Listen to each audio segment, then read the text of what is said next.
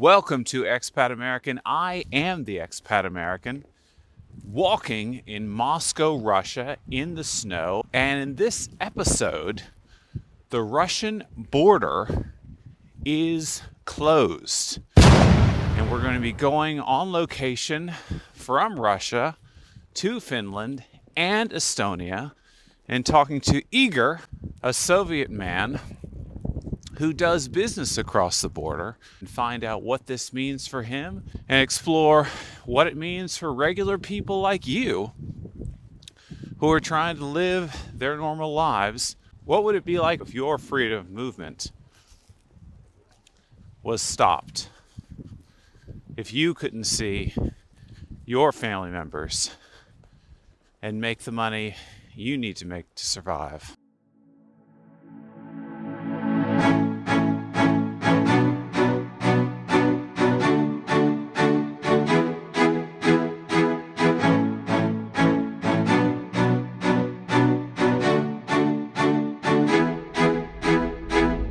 So, guys, thank you for tuning in. I'm with Igor in Russia. You have seen him before on my channel, and I wanted to have him on because I've been hearing in the news borders are closing with Russia, and that, of course, concerns me because I live in Russia. So, Igor, tell us, those who don't know, who are you and where are you and what's going on? What's up, guys? Great to be here. And I'm Igor in Russia. I'm a foreigner traveling to Russia and basically feeling like I'm at home, traveling from abroad, from Finland. And I filmed Russia daily life, people, locations, especially St. Petersburg, but I've been expanding to Moscow finally last summer and other places. And I have maybe interesting stuff to tell you about this border crossing, because the same border crossing that I use from Finland or nearby is very common amongst Americans and Europeans as well. It's one of the most favorite places to enter Russia from. So where exactly are you standing right now? Right now I'm stuck in Finland. So this is Helsinki border area. I live at the border of St. Petersburg in Russia, where I have an apartment. And also I live on the border of Helsinki. So that's a quite funny thing. But this is Helsinki, guys. And this is Gulf of Finland behind me.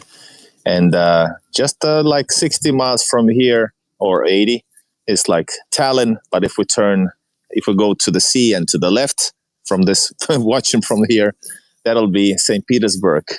Wow. That's what I usually... It looks beautiful. So is that a frozen body of water behind you? Yeah, it is. Yeah. Wow. Spread it, so it's not like open. Snowy Moscow suburbs behind me. Well, I would change that any given time personally. You're very kind. All right. So what exactly is going on? So Finland exactly has closed the border with Russia. Is that right? Yes. So the topic is, of course, very, very political, but is it the correct word? Layman's terms? Layman's. No? Layman's terms. I thought it's like lame. I'm not sure how to spell that, but it's layman. Layman's. Okay. So basically, yes, Finland. First, it's there's basically, especially two, but basically four, the most popular border crossings, and they're all in the south. Well, southeast, but I mean, the most southern border crossings are the most popular ones, understandably, because that's the shortest way to the St. Petersburg. And from St. Petersburg, people who want continue to Moscow. So they closed down first the four, and then they closed all but one, the most northern part. And we can go into details why they did that in a bit. And now all of the border crossings are closed from Finland. And if I can continue, the reason is, and of course, there's two different stories told in Russia and then in Finland or Europe. Once again, it's very popular. Well, this is how it's been working on lately. So basically, there's two truths. Well, I don't know, two sides of it, basically. But Russia is being accused of like hybrid warfare, meaning bringing people to the border and letting them cross without proper papers. And I'm not sure legality of it, because before that, Russia cut off their border agreement with Finland. I'm not like a political guy, so I know this much, but I don't know exactly what it means. Is it the result of it or not? I don't know. Because of the basically hostilities and political level, they cut off the border. Some people say that Finland hasn't been upholding the contract anyways before that. That's why Russia did it. I don't know what's the truth. But after that, or as a result of that, Russia started to pushing people to the border and letting them cross and trying to maybe create something. I don't know. When the 4 crossings were stopped from working, they basically just these immigrants starting to move northwards, and even in the south, in the most northest border crossing, even there were a lot of immigrants. And there's, of course, if you have seen, they've been crossing on bicycles, like child's bicycle, because you cannot cross it as a pedestrian, these borders. So you have to have a bike, basically. And kids' Why is bike. that? I don't understand. Why is a bike better than feet? Yeah, because you cannot cross the border officially by walking. I think it's the Finnish side or Russian side or both. I don't know. And So it gets them across quicker and quietly. I don't think it's quicker. Basically, it's the legal thing that you have to have a vehicle, and a kid's bicycle is basically a vehicle. Yeah. It's interesting. True. Okay, Yes. so they're getting around the law. Well, whatever the reason, the important thing I think is because I'm a regular guy with family and friends living my life, and I think about the fact that these are people that live in Russia, that live in Finland, that live in these other countries, in these surrounding areas, and they have business across the border, obviously, because they live so close. And so what is happening is you're making life incredibly inconvenient for these people, if not heartbreaking, around the holidays. Because, I mean, I have 3 adult kids. My adult daughter could have easily married a Finnish guy at her university and been living over there by now. And then what are we supposed to do? Are we supposed to not see each other? Yeah, are we supposed to quadruple our travel cost and time to get to each other? Are we going to then decide not to see each other? So it sounds to me, and I haven't investigated it fully, maybe you know better, like politicians messing with people's lives. Yeah, there's this aspect as well. Like I said, I don't know exactly the political background, but I know the feeling that a lot of people, basically because of the current events with Russia, Ukraine, they've been steadily making it more inconvenient and harder for Russians to travel to Finland, to Schengen area in general, but then to Finland as well, because it's one of the outer borders of the EU. That's what I'm like mostly. This is my take as well, that people that having families, or there's 80,000 Russian speakers or with a Russian background, they are mostly Finnish people as well. They're Russian Finnish, but they're Finnish citizens. So, and like me, for example, my rights have been violated because I cannot travel to where I want to. In this case, it's St. Petersburg, whatever the reason. For me, it's like emotional thing. But you might be asking about this, but there's been like protest as well, quite small scale, but still there's been protest, people with the Russian background who are feeling bad about this decision because they cannot travel for family ties reasons. Or there's a lot of pensioners who have to, because there's no banking systems anymore. They also cut due to these events in the world. So people have to have business in Russia. It's pensions, family, babushkas,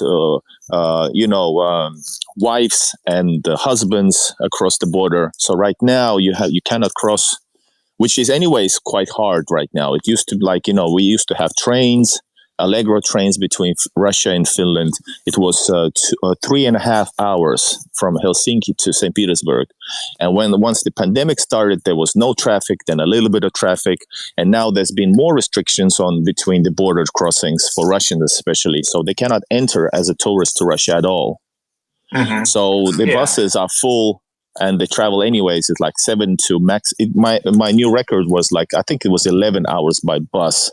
Wow. But but basically like 7-8 hours But right now, there's no buses and no, you cannot pass. Yeah, so what I think is most important for people to understand about this story, because for over 45 years, I lived in the bubble of America, of the West, where you are protected behind the U.S. military. And nothing happens to you in terms of global international incidences. You know, the weather is stable, if you know what I mean. And you hear stories in the news your whole life of this battle here, this problem here, this sanction there, you know, this thing that maybe it was a genocide, maybe it wasn't over there. And you just think, oh, well, that's just some unknown place, some poor place, some place that is not important that I don't know about.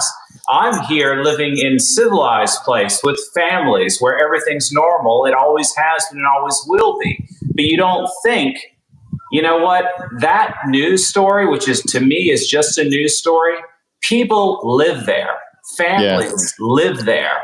People are dying. People are suffering. You know, there are people there that are just like you. If, let's say, you're living a comfortable life in the West. Yeah, and I think I don't know. In these politicized times, it feels like people don't care about, especially this minority group, those who have relatives or whatever reasons. Well, let's say relatives who have relatives in Russia. It feels like it's so over politicized that people actually just say, well, it's their own fault. You know, always bringing this political problem on the world scale to this matter when it shouldn't, because. But then again, it's been quite. I have seen during the almost 2 years how it's been like this conflict has been more and more people been taking or involving like separate people into the equation, meaning that the ordinary people having Russian background or whatever are somehow one of the fault. You know, that they have to be punished, you know, and this is fine with it. But then again, I have to say that many people talk only about that this has been a case of national safety. National safety is the issue, and that's why the borders have to be closed, no matter what your rights are. And of course, this issue, because most of Finnish people don't travel to Russia anyways, even if everything would be fine before 2022. So basically, this doesn't concern a lot of people. So that's why they're just basically applauding this decision. And people who have been protesting against this for like 4 weeks or 3 weeks in a row, once a week on Saturdays, they claim is that, hey, this is not political for us. It's about like family ties. We want to see our family, and people unfortunately don't. I think most of the people just don't care because they are Russians, or you know. And the Russian news been also covering this, and they speak about, of course, maybe too much underlining how Finnish they are, and not mentioning that these are Finnish Russians. But then again, I have to somehow maybe side with them in this case, because people are, if you're Finnish citizen, you don't need to be labeled, you know, like segmented. But like you have rights. But then again, if you're Russian Finnish, you have less rights, and you know, and this and that. So you know, all the political things aside, it's about like daily lives of people, and unfortunately, it has been influencing a lot of people. Right. If you're not living an international life, you know, it's not going to concern you, right? Yeah. So if your life doesn't cross the border, I mean, it might concern you. You might want to care, but you're also busy paying your mortgage and paying your rent and feeding your kids. So it is just a story, and you've got to move on. But so it's not fully closed. So some people are able to come around, but it's just making people's lives that much harder. Is that the case? No, Finnish border is closed. All of the border crossings completely closed. Yes, completely. So the 1,000-something kilometers, because the only one that was last open was the most northern. It's on the, I think, really close to Norway, Russia, Finland, the most northern part. So if you want to travel, you have to go like 1,000+ kilometers the wrong way before going back. It's like a 23-hour trip. But now, not even that is the option. So now what I did actually to prove a point, or maybe just to experience it, I went through the nearest border, which is still open, is the Estonian-Russian border at Narva, Ivangorod. So what I did, and I filmed the entire video about it, and maybe you can also link it in your description if people want to see the whole adventure basically. So if you're coming from Helsinki, which is basically the biggest local international airport, if you're coming from a long way like States, if you're not traveling to Turkey, you have to basically, Helsinki is the best. But if you come to Helsinki, you do what I did. You have to go by ferry to Tallinn. From Tallinn, you go to the bus station, you choose a bus, and you travel via the only good border crossing at Narva, which is also a pedestrian border. So what I did is I actually traveled to Narva and I crossed the border by walking to Ivangorod, which is a small town of 10,000 people. Your building in Moscow has more people than in Ivangorod, probably 10,000. And St. Petersburgian average building might have 5 to 10,000 easily. But anyway, to Ivangorod, and you can actually take also a small marshrutka. You know, marshutkas, like small minibuses. You can take a minibus to St. Petersburg for like $5. But I didn't. So I traveled only from Helsinki, Tallinn, Narva to Ivangorod. Then I also visited the nearest town, city, Kingisepp, and I actually had to go back all the way to St. Petersburg, depending on the border issues. It's going to take you maybe, plus 10 hours. There's a huge risk that this border will be also closed because Estonians and actually I think Latvians as well, they say we're going to close all the borders as well as soon as there's even a small reason to. So the only way right now is to travel through another country. Yeah, right? From Helsinki, yes. Okay. And of course, that's for now. The other country may also decide to close their borders, right? Exactly. And there's been they've been basically, I think, depending on these immigrants, once again, if there's any sign of these immigrants, which I referred as illegal immigrants because they have not correct papers to enter, I don't know. So if there's any sign of them, I think Estonia will be haste to close it in a matter of maybe even hours. And Estonians, of course, they don't want people even to travel to Russia. And, governments like UK, Finland, they all been saying a long time that do not travel to Russia. It's unsafe and all that BS. Mm-hmm. But so they're referring to that. We say you shouldn't be traveling anyways. Shouldn't, who are you to say where can and cannot travel? But anyways, they're been saying they're going to close it if there's even a small reason to. So then again, I don't know what to do. So their excuse is national safety. If you wanted to try to understand them and be sympathetic, is there a way you could even argue this point? Yeah, exactly. And I think nobody's actually arguing this point.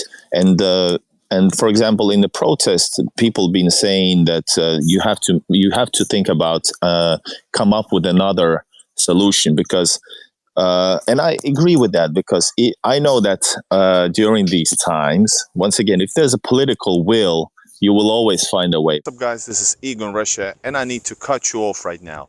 If you're enjoying this video, what you need to do right now is go to my channel, Igor in Russia, and check out the rest of the video with me, an expat American. This is a crazy situation we're in, so we need to find out more. You need to find out more.